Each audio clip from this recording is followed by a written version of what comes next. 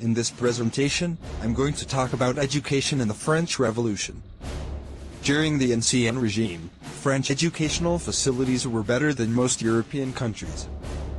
France had undergone great improvements in education thanks to the Renaissance, 16th century. But, at that time it was not the best educational system, and it needed a major reform due to the religious conflicts, which meant that there was a Catholic reign.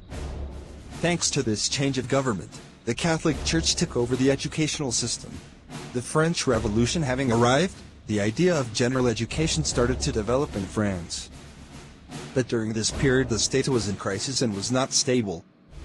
Most people didn't prioritize education, although French revolutionists did.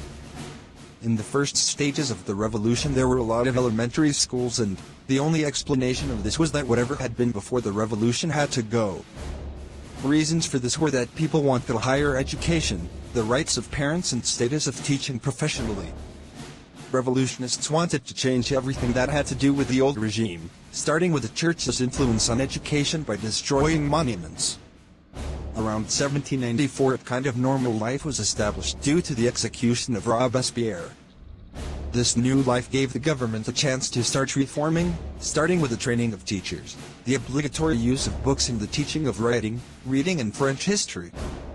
However, public schools were almost empty of teachers and students, because most people went to private ones, meaning that the poor couldn't get a degree.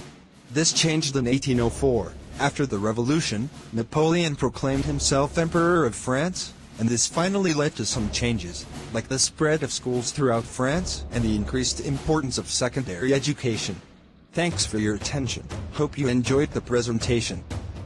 P.S. Pedro Aguado, this deserves a 10.